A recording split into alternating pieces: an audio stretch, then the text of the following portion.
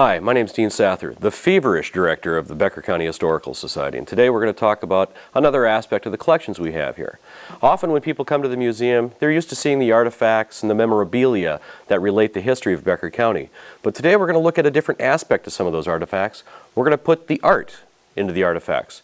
So join me today as we look at some of the folk art and some of the more artistic expressions that we have here in the collections of the Becker County Historical Society. We'll be right back. Artifacts. We got plenty of them here. At last count, we had more than we could count. We don't know exactly how many things we have in the museum, but we're working on that, and we hope to be able to report to you very soon exactly how many artifacts we have. Here's a sample of some of the artifacts that we have, and you can see they're kind of mundane, but yet they have a lot to say. We've got this one right here. It's a vase that came from Egypt. It was collected by a gentleman, I think Frank Long collected this many, many years ago. The one in the middle here is a nice clay pot. Clay jug. A lot of people look at this and might think that it might have contained alcohol or whiskey of some sort. It's actually something that they used to ship India ink in. And this last one over here is one of my personal favorites. It's one of the whiskey bottle collection that we have on the bar behind us from the Wolf Lake Cafe. Now you look at these things and they're all very utilitarian. They have a specific purpose. This might have carried oil, this had ink in it, this had an illicit liquor in it. But what are some of the other aspects that we can look at when we're talking about artifacts? Well, one of the things that we might want to look at is, what about some of the things that aren't necessarily specifically useful that people made? And that's when we start talking about maybe some of the artistic expressions that people have had. Now, we can talk about the utilitarian aspect of it and say how this artifact was useful, but there's also something that maybe talks about how nice and beautiful some of those artifacts are. And one of those that we have in our collection, which is one of my very favorites, is this right here. It's called a scooching knife. Scouching knife? A flax beater. But what this was used for is knocking the grains off of the wheat. And this is something that's beautifully hand carved and beautifully decorated. Now, at the very front of this artifact, it's very useful. It's something that was essential for the agricultural processes that went on that helped people survive. But at the same time, something that is extremely useful took on and was given a very artistic design, something that's very beautiful. So we can look at some of these artistic expressions and talk about some of the art that goes on here in Becker County. This is a wonderful example. Another one in that class would be this fan, woven from thin slats of wood and some grasses.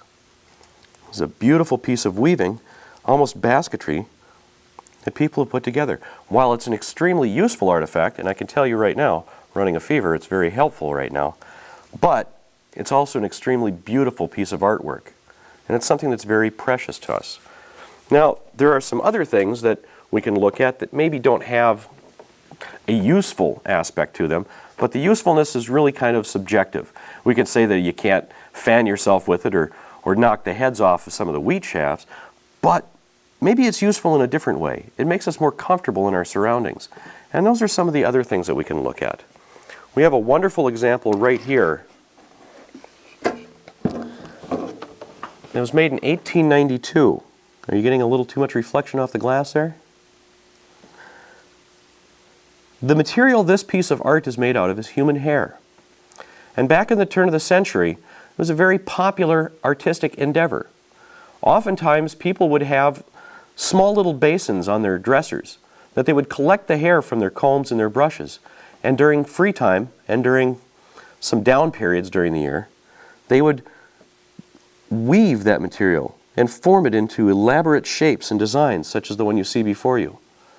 One can only imagine the hours, weeks, months, in fact years it may have taken to produce this single piece of artwork from 1892.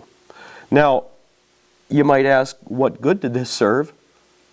I think it serves a wonderful purpose. It's a beautiful piece of decorative art that may have hung in someone's parlor or someone's bedroom. And you think about it, it's a very intimate piece of artwork. How many members of the family are represented right here within this piece? Now, of course, other than just some of those elaborate art pieces, we might look at some of the other things that people might have had that perhaps they were made specifically as a hobby.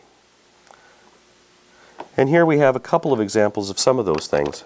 We've got this wonderful carving right here, and I believe this was made by Mr. Stinson, who lived out in the eastern part, or the western part of the county.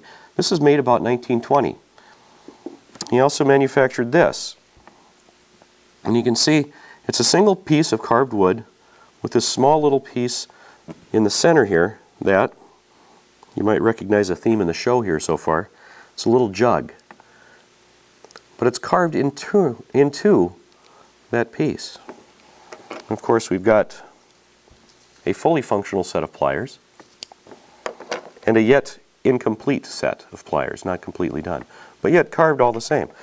And so we can see that some people may have taken their hobby and started producing some of that artwork. What are some of the other things that we might want to look at? We've got some wonderful pieces like here, kind of a variation on the ship in a bottle theme. Got a spinning wheel down here. Got this collection here.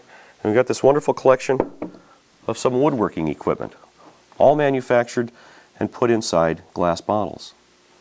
Now, these are kind of fun items that we can find here in the museum, because it doesn't just say something about what people may have been doing in this part of the country, and we all know that timber industry had a large impact on this part of the country, but it also says something about the artistic endeavors and the concerns and the fun people may have had with their spare time, what they did with their free time. And again, it ties back to the idea of making that link with history. Well, we can all make links with certain aspects of history. There are some that maybe are a little bit lost to us in time. You know, we talk about a vase that's over 7,000 years old. But what is it about this vase, or what is it about some of this artwork that allows us to connect with the people that made it? We can all understand that hobbies are an extremely important part of people's lives, and preserving aspects of those hobbies are an important part of the work we do here at the museum. So where do we go from there? We can talk about a number of different artistic endeavors that have gone on here. We've talked about the carving and the hobbyist, and we can look at some of the fun artifacts that we have there. But there's another aspect. We've talked about the utilitarian aspect of it and how it might have come from an artifact that was useful in the field or as part of the process of everyday living. But there's another aspect of art that we can look at, and I like to look at these little critters here. Now, it's not a notary press, it's a butter press. And we're looking at an artifact that was used to create artistic designs on top of butter pads. Now we've got two sizes here, and we have one here that might be for about a pound of butter, but if you look in there, you can see into the surface of this press are carved wheat sheaves. And they're very intricate designs. And so as the butter was formed into this pad, they could press down and leave that impression on the butter. And it might be something that was used for special occasions, or maybe just having something nice to look at the dinner table. Another one that we might look at is something like this, where we have a little mint leaf, it looks like, pressed into that. And here you might actually see individual pads of butter being produced. Now, what we might be looking at here isn't just for personal use, but perhaps maybe this was a way that they could decorate some of the excess dairy supplies that they had on their farms. Maybe they'd bring them into town and sell them at hotels or to the grocery stores. Maybe it was a way for them to have a little extra income in the household. But yet, we can look at these things and we can see some beautiful designs going on in them. Aspects of folk art. Things that aren't just geared for use.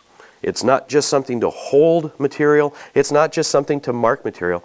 But it adds a little something more to it. Adds a little bit more of a personal touch. And really, here we go back to that idea again. With that personal touch, we can start talking about some of the stories we can tell about Becker County history.